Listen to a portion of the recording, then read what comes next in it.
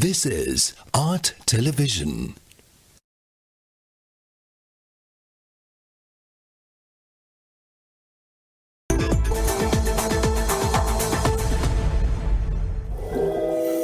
Coming up, State of Business, sponsored by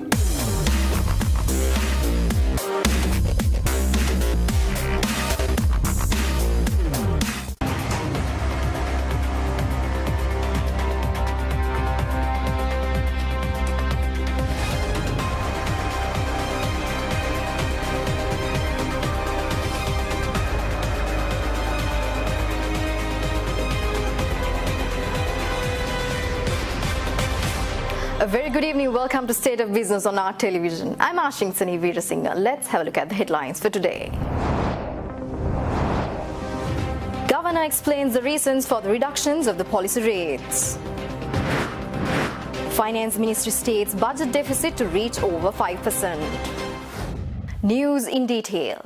The Central Bank of Sri Lanka decides to reduce the standing deposit facility rate and the standing lending facility rate of the central bank by 50 basis points to 7 and 8% respectively. Now we have Governor of Central Bank of Sri Lanka, Dr. Indrajit Kumaraswamy, explaining the reasons for this monetary decision at the media briefing held today. Another factor arguing in favor of a relaxing monetary policy has been the subdued inflation. Inflation expectations are well anchored, and the outlook is that we will probably have inflation closer to the lower bound of our 4 to 6% target going forward. And the final factor in support of a lowering of interest rates has been the slowing down and, in fact, the turnaround in the sharp decline we have seen in short-term interest rates. The average weighted call money rate, the treasury bill rates right across the yield curve have all come down very significantly from the beginning of the year and even more quickly since the end of April. But in the last two auctions, over the last couple of weeks, we have seen a small uptick in the treasury bill yields. Again, if you take all of this together, there is significant space for easing of monetary policy. Addressing today's media briefing, Dr. Indrajit Kumaraswamy also shared guidance on the expected developments in the arenas of domestic economy, financial markets and global economy. What about forward guidance? Now, a lot has been done. If you take it chronologically, there were two reductions in the statutory reserve ratio, amounting to 2.5 percentage points. There was a permanent infusion of rupees 150 billion of liquidity into the system. And we've had now two policy rate reductions of 50 basis points each in May and today. And also the central bank has been conducting OMO operations to try to push the average weighted call money rate down towards the lower bound. So these are all various measures that have already been taken. And then there was a deposit cap, and now there will be, if necessary, lending caps. So going forward, the Monetary Board was of the view that it needs to take stock as to how the trajectory of monetary policy in the future should evolve. So, as I said, the last couple of times there have been very clear guidance that we were in an accommodative mode, accommodative stance. Now, the message is to take stock and to see what the impact of all these measures that have been taken will be. The Finance Ministry states that Sri Lanka aims for budget deficit for a little over 5% of gross domestic product for this year, up from 4.8% estimated earlier. The revise of the budget deficit forecast is taken considering the adverse effects on the Sri Lankan economy after the April 21st bombings. Top officials of the minister also added that considerable revenue losses have incurred by Sri Lanka Customs and the Excise Department. Weak imports and last year's removal of cess for over 2,000 items and the reduction of liquor usage due to weak tourist arrivals were the main reasons for prevailing customs and excise revenue shortfalls, the ministry official said. Alliance Air, a subsidiary of Air India, has expressed interest in flying to the Palali airport in Sri Lanka's northern Jaffna Peninsula. An official from the Civil Aviation Authority confirmed that several airlines have expressed their interest, and Alliance Air is also one of them. Alliance Air currently flies to 54 cities within India, and the airline operates 18 70 to 72-seater aircrafts and 148-seater aircraft. Civil Aviation Authority noted that Air India is ready to deploy its 48-seater aircraft to Palali Airport in Jaffna. CAA official also said that Palali Airport will eventually be upgraded to handle airlines as big as Boeing B737 and Airbus A320. Meanwhile, Finance Ministry sources revealed that the Airports and Aviation Services Limited, which manages civil airports in Sri Lanka, will operate and manage Palali following the 2 billion rupee upgrade. The Cabinet of Ministers also gave green light to the border control agencies to set up operations in Palali recently. Meanwhile, New Delhi-based Indian daily newspaper The Hindu reported this morning that all public sector oil companies have stopped supply of aviation turbine fuel at 6 to Air India subsidiary Alliance Air over non-payment of dues. Stay tuned for more news after this short break.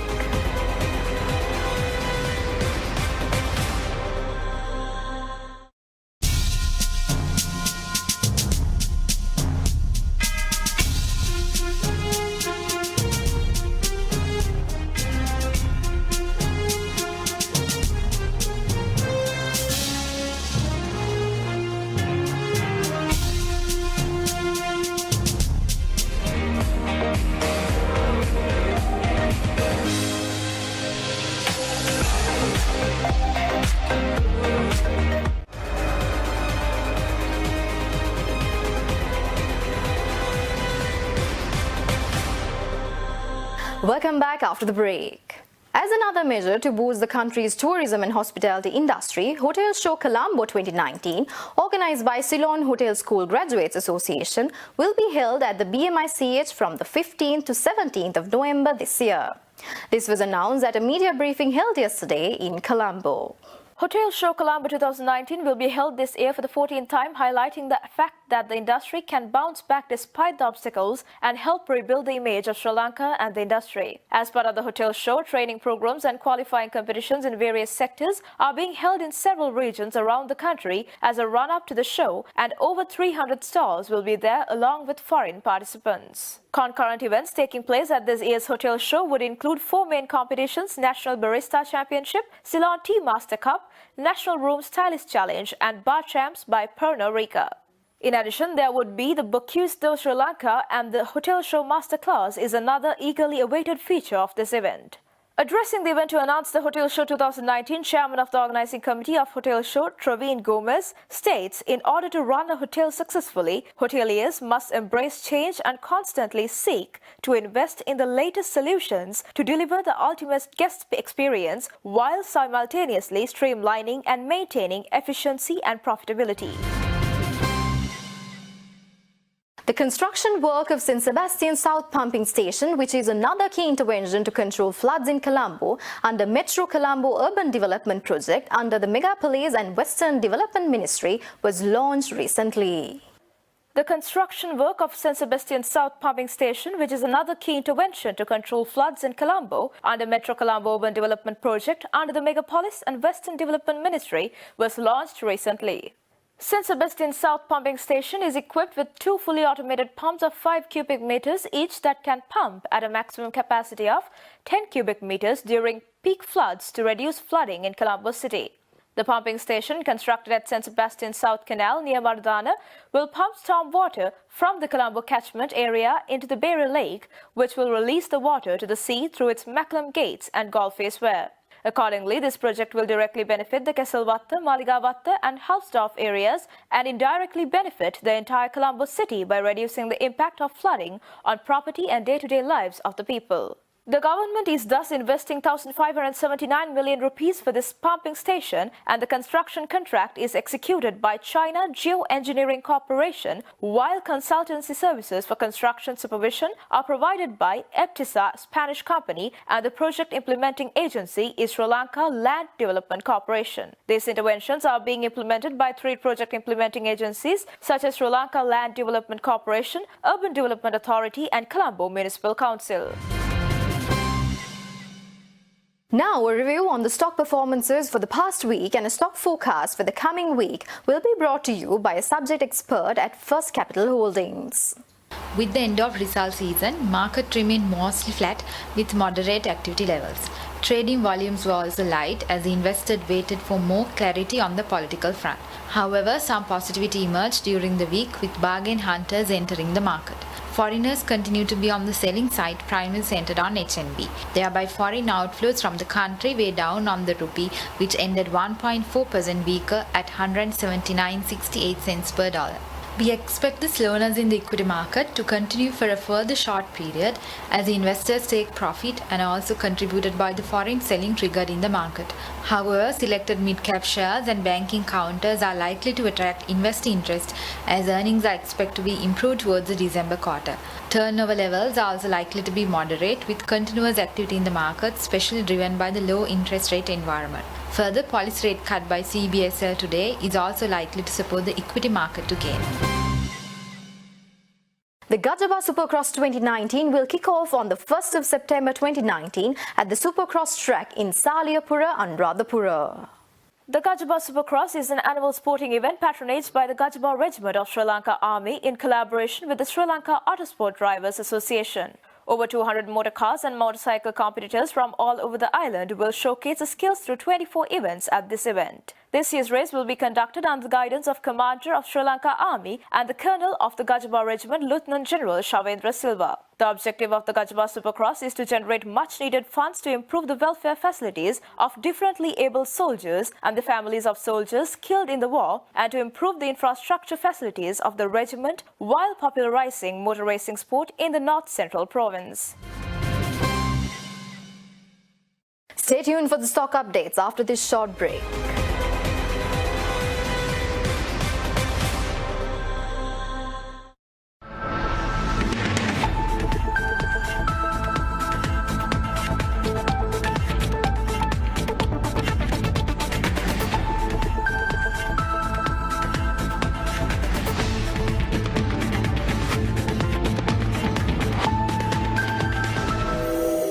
Biz Roundup.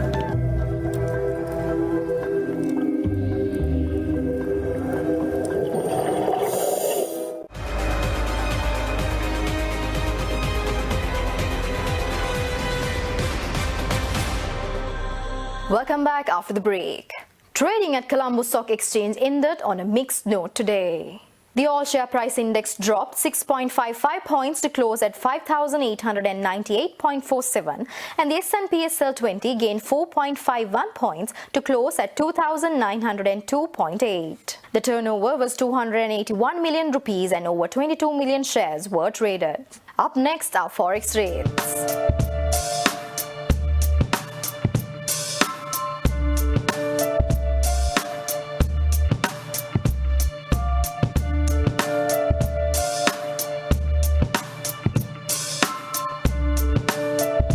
That's all the news for today. Join us tomorrow on the Biz Roundup. Until then, take care. Good night.